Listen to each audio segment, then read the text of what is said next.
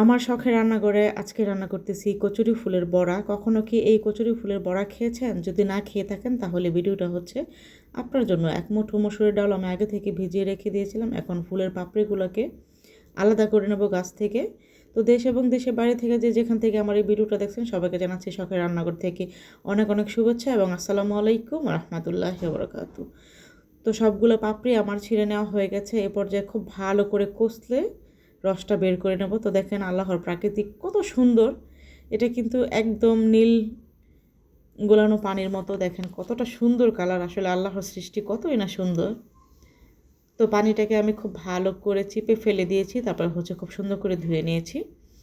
তো এখানে আমি হচ্ছে মসুর ডাউল আর হচ্ছে মাঝারি সাইজের একটা রসুনের কোয়া দিয়ে দিলাম। তো সব কিছু একসাথে খুব ভালো করে মিহি করে বেটে নেব।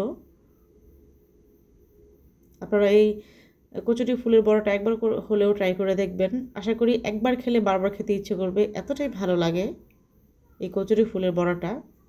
তো এখন আমি ফুলগুলোকে খুব ভালো করে মিহি করে বেটে নেব।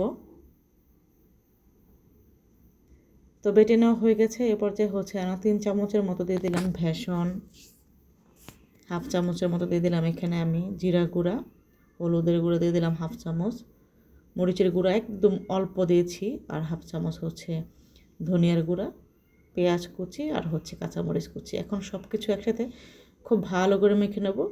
আমার বাসায় ডিম ছিল না তাই ডিম দিইনি। আপনারা অবশ্যই একটা ডিম দিয়ে বড়াটা বানাবেন, তাহলে খেতে আরও অনেক বেশি ভালো লাগবে। তো এখন পরিমাণ মতো গোলা নিয়ে এরকম শেপ দিয়ে হচ্ছে আমি বড়াগুলো বানিয়ে নেব। তো সমানভাবে ভাগ করে নিয়েছি, এখানে আমার 6টা বড়া হয়েছে। তো ঠিক এরকম করে পাতলা পাতলা করে হচ্ছে গরম তেলে দিয়ে লাল লাল করে একদম ভেজে নেব। এটা সস দিয়ে খেতে, তারপর হচ্ছে ভাত দিয়ে খেতে অসম্ভব ভালো লাগে।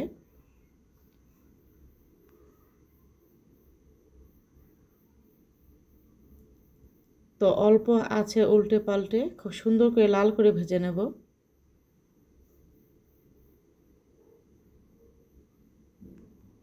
তো আমার রেসিপিটা কার কার কাছে ভালো লাগছে অবশ্যই কমেন্ট করে বলবেন। আর এই বড়া কি কেউ খেয়েছেন নাকি তাও বলবেন। আর এখনও যারা আমার পেজটিকে ফলো দেন নাই অবশ্যই শখের রান্নাঘর পেজটি ফলো দিয়ে দিবেন।